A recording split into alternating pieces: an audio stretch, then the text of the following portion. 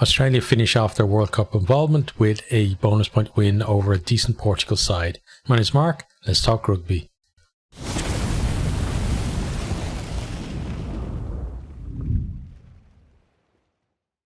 Carter Gordon is a late withdrawal from the Wallabies bench. For this one, Karevi comes on to take that spot.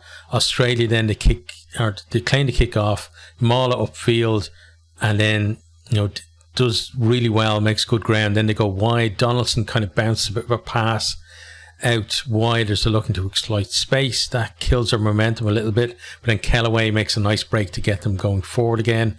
We then have a good intervention from Marquez in his own 22, forces a knock on from McDermott, but then Australia win a penalty at the resulting scrum.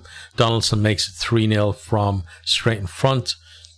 Portugal then fired a warning shot with a good move involving Guedes and Storti, making good ground before they're forced into touch.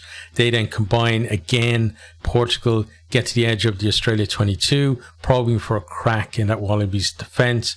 Tadger and Martin then find it. They get them to within 10 metres, but Australia's defence rallies and pushes them back out of the 22. Marquez then tries a chip over, and Corambetti carries the ball over his own line. 5 metres scrum to Portugal. There were some nice offloads and passes at the back in the move from Portugal. You can see, they really want to keep that ball alive and move it. Portugal then threaten the line. Sucky and defenders, they have penalty advantage, and then Betancourt is on his own on the right wing. Australia just don't have anyone out there. Portugal finally moved the ball, but by this time Australia seem to have gotten numbers out there. But then we have a lovely pass from Appleton, cuts out 3 Australian defenders, and Betancourt is able to go over in the corner unchallenged. Marquez converts from out wide 7-3, Portugal in a deserved lead. We then have a TMO check for a shoulder to head. It's Betancourt on Paresi. He gets a yellow card, goes to the bunker for review. Australia again, they kick for the post from the penalty, but Donaldson misses to the left, and that was a very kickable kick as well. Guedes then kicks out on the full from a pass back into his own 22, attacking line out for Australia. The Wallabies attack off that line out. Bell peels around the back. Valentini bursts through the defensive line and then offloads Arnold to score under the post. Donaldson adds the extras 10-7. Australia now back in the lead. We hear that Betancourt's yellow will remain a yellow because there wasn't a high degree of danger. Australia then win a penalty at the breakdown just inside their own half. Donaldson with a lovely kick right into the corner. They go to the maul and Parecki breaks off to score. Donaldson converts for 17-7. Australia is starting to take a little bit of control of the game now. Portugal, they look to respond. Little chip over the top, claimed by Australia. Noaka Nitawase gets it to the edge, evades a few tackles, and then sends Focchetti away down the wing. They get into the 22, go through the phases, and then Bell goes over from close range. Donaldson adds the extras for 24-7, and it's such a costly yellow card for Portugal. 3 tries conceded in that 10-minute period when he was off the field. Australia then, they're under pressure in a scrum in their own half. They get it out, and Paresi slices through the Portuguese defence. He goes on a mazy run before being stopped just short of the line. Australia then recycle. They go close a few times. Portugal give away a number of penalties. Australia go to the corner, but they get pinged for obstruction in the line out as they try to set up the maul. Again, any Ireland fans, all about what this penalty looks like. Portugal then, they clear, they come back and attack. We have another little kick over the top, doesn't quite work out. The bounce of the ball didn't go their way a few times this time. Australia kick it back though, and it's a poor kick. Marta, he breaks down the wing as he returns that. He draws in the cover and gives it out to Martin, who slides over in the corner. We have a TMO check, and we see that Kellaway does really well to force him into touch before he can he can ground the ball on the line, so it's no try. Great cover defence there from Kellaway. Australia then win a penalty for not rolling away in the final minute of the half. They go to the corner looking for a bonus point try before the break. From the line out then they go to tail. McDermott, he receives it. He comes around off. It's given to him off the top. He goes to Corumbete, who comes on a hard line but then loses it in contact. 24-7 is a halftime score. Into the second half then, Donaldson, he goes up the line after Portugal are offside. It was advanced 10 metres as well because Marquez stopped Nwaka Nitawase from going quickly. Australia, they go to the maul, gives them good platform. They're 10 metres out. They go across the line. Portugal, they go after the ball at the breakdown, but Australia get it out before they can turn it over, and McWright goes over in the corner for the bonus point try. Donaldson he actually hits the post with the conversion, just miss it. He hits the post. 29-7 is the score at that time. Now it means because Australia have gotten the bonus point there, and if they go on and win the game, it means that Fiji need at least a losing bonus point against Portugal next weekend to seal that quarterfinal spot that everybody thinks that they're going to get. Portugal then, they come forward. They're right up at the Australian line. They win a penalty for offside, decide to go to the corner. The line out malfunctions and McWright claims the loose ball. Australia are able to clear. Portugal then win a scrum against the head. They run it and Karevi gets pinged for a late and a high hit. Portugal go to the corner. Maul gets some momentum and they drive over. Fezler gets a yellow card for tackling the Maul. TMO check then for the grounding. Tadger loses the ball as he goes to ground, so it's no try. We didn't see too many angles on that to be sure, but I'm sure the officials had enough to say that. So we come back for the penalty. Portugal then drop the ball forward as they set up the Maul. Very sloppy from them there. Australia clear it from the scrum. Big chance gone for Portugal, but then we have another TMO check.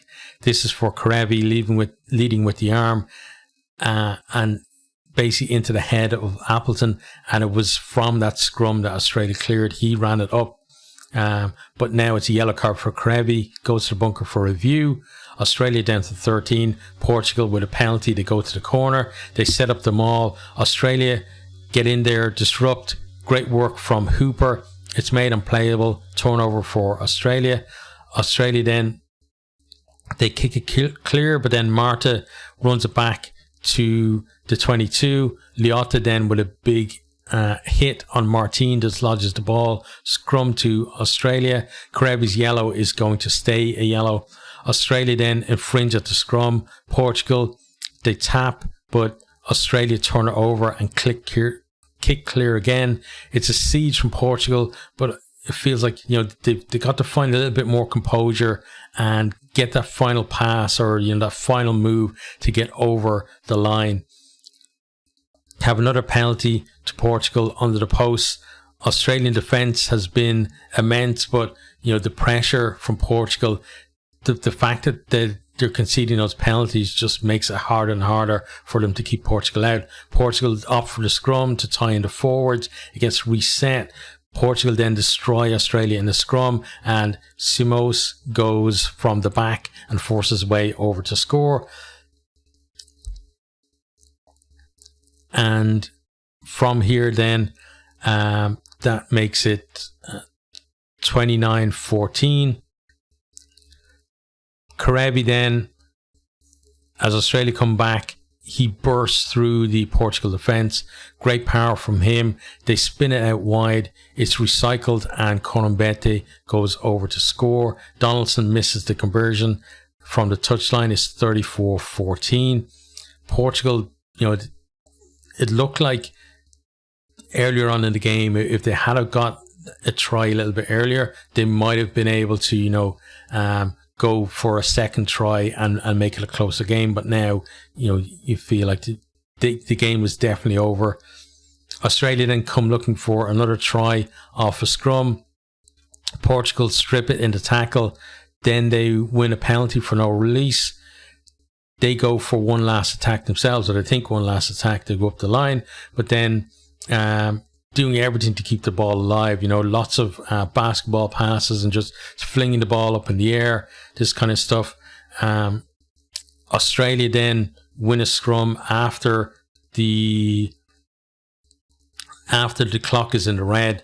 I couldn't hear exactly what the referee was saying. Like, something had happened. I don't know what the ball hit. It might have hit the referee or hit something, but they had to keep playing. It might have hit like the spider cam or God knows, but wherever it was, we had to keep playing anyway from the scrum, because normally the game would be over. So then Australia come forward, they get turned over. Portugal then come forward again, they're turned over again. Pinto actually offloaded to Leota, and finally, as Australia tried to attack the ball, does go forward once more, and that is the game over. But it was exciting to see the two teams not willing to let that game finish, both trying to get that score at the end, but full time was 34-14. So Australia, they're not officially out of the Rugby World Cup yet because they've got 11 points. Fiji have 10, but you'd be a very brave person to back against Fiji getting at least a losing bonus point against Portugal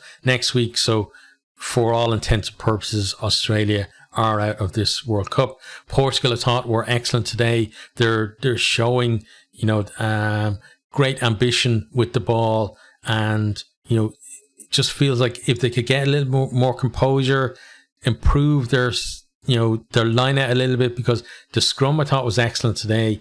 The line out needs a little bit because it malfunctioned at crucial times, similar to Fiji, really, who Fiji with a decent line out I think would be a much bigger threat in this Rugby World Cup. But what I'm concerned about for the likes of Portugal, the likes of Chile, Uruguay, etc., all of those tier 2 teams who really impressed in this Rugby World Cup, and the island nations as well, is that once the pool stages are over and we go on to the knockout stages, and you're probably going to have Fiji there, but all the rest are going home, we're going to forget about them for 4 years. And we're not going to support them, and that's kind of a bit sad. And this World League thing that's coming in is not going to help any of them, because it's basically going to like put a lock on tier 1 teams, that it's going to be so difficult for tier 2 teams to get any games against tier 1, even more difficult than it is now. But Australia, they're pretty much going home now. They finish with a win. You can see though, although knocked out in the pool stages, you can't say it's a great Australian team, but you can see that there are players in that squad, in that team, who could be the core of a good Australian team. The likes of Noakanitawase, Valetini there in the back row as well. I think the front row, they were excellent through the Rugby Championship, but creaked a lot more than I thought they would, through this World Cup. And, in that front row, we might see a couple of retirements, whether it's, whether it's Eddie's call or the player's call, I'm not sure, but you might see, some of those younger guys who's at Nonger and a few others coming into that front row as he tries to rebuild there. But, there are some decent players in there, but there's a lot of work for Eddie to do to get them ready for that home World Cup in 2027. And, that's if he lasts that long, he's going to have to, he'll get, I think he'll get another year at least to, to show that he's making progress. But I think after this exit from the Rugby World Cup, the grace period, his honeymoon period, is going to be a lot shorter. Normally you'd expect a coach taking over in this style. Well, traditionally you would have saw them just get the 4 years, but these days you would expect them to at least get two full years in charge, and then you see where you are. But his might be a little bit shorter because of this exit. But they did finish with a win, but that's basically the best the best spin we can put on this Australian performance overall in this Rugby World Cup.